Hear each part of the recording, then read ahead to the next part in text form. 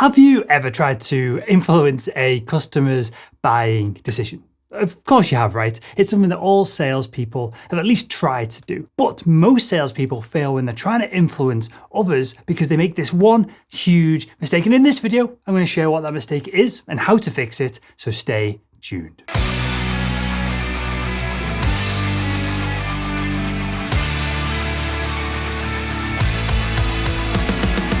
Hi, my name is Will Barron, founder of Salesman.org, where we help salespeople who sell services crush their sales quotas. Now, salespeople try and influence their buyers without taking into consideration, well, that their buyers know exactly what they're up to. Because your buyers know that you're trying to influence them to say the word yes.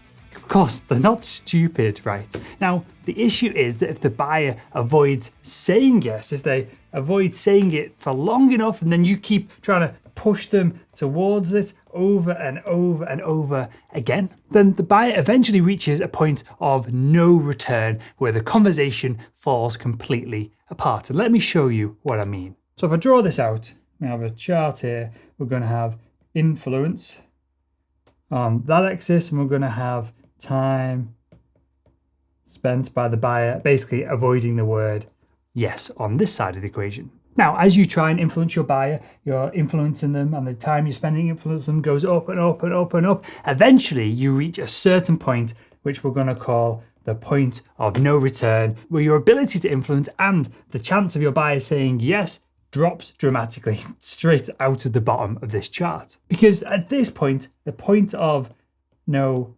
return, the buyer has too much ego in the game. They're not going to change their mind. They're never going to agree to do business with you. And once you've influenced them for so long and they've just avoided saying yes, and they've avoided saying yes, and they've avoided saying yes, at that point they think, just sod it. I don't need the service that you're selling. I'm just going to not buy it from you to spite you right to your face. And I'm sure you've probably been there too, right? I mean, has there ever been a time that you've missed out on something just to stop someone else winning because they've annoyed you by trying to manipulate you, trying to influence you, or just pestering you too much, and you got to the point of no return? So if we need the buyer to say yes eventually to get the deal done, and the only tool that we have is influence, and more influence does not lead them to getting the deal done and saying yes, then what do we do? Now, to relieve the pressure that we're putting on the buyer, which leads them to this point of no return where they're never going to do a deal with us, we've got to stop pushing them towards yes and do the opposite and push them towards no. And I know this seems really counterintuitive, but stick with me, Sales Nation, because when a buyer says no, well, they immediately feel in control. Immediately they drop their guard, and they get massively more logical with you, and emotions go out of the window. And of course, when a buyer feels in control, when they drop their guard, when they're being logical rather than emotional, that's when deals happen. That's when sales get done. So what we're going to do here is take one step backwards in the influence game by pushing for a no rather than a yes up front, which is then going to allow us to take 10 steps further forward towards the yes and get the deal done quicker than we would have done otherwise. Does this make sense? Well, if not, let me give you a quick example of how this is used in the real world. Let's make this practical. And it's really simple. After you've tried to get the buyer to say yes and they refuse, and you try to get them to say yes and they refuse and they refuse and they refuse, and you get them towards that point up here in the chart of no return, all you have to do is just stop and ask the question, what about this does not work for you?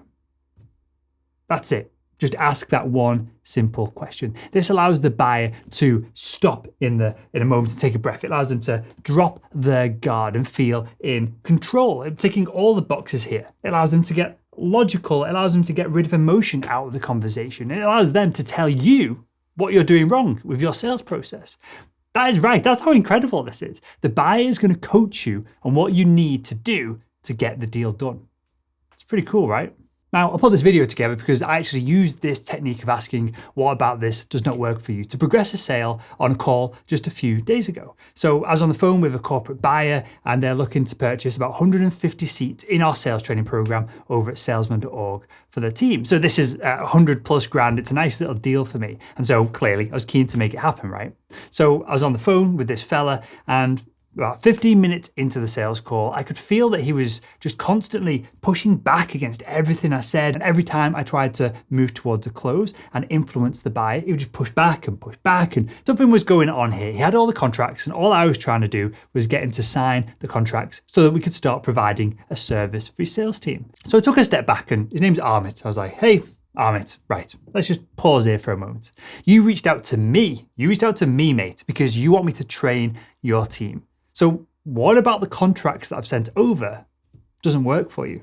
And his response, he turned around and said, everything looks really good, Will. I'm really excited about it all, but I can't sign the contract until next week. Then there was a bit of an awkward pause. And then he went, is that okay? What? Of course it is. That's not an issue for me, right? He was pushing back this entire call. It was being really a pain in the ass to deal with because he felt embarrassed that he couldn't sign the contracts there and then.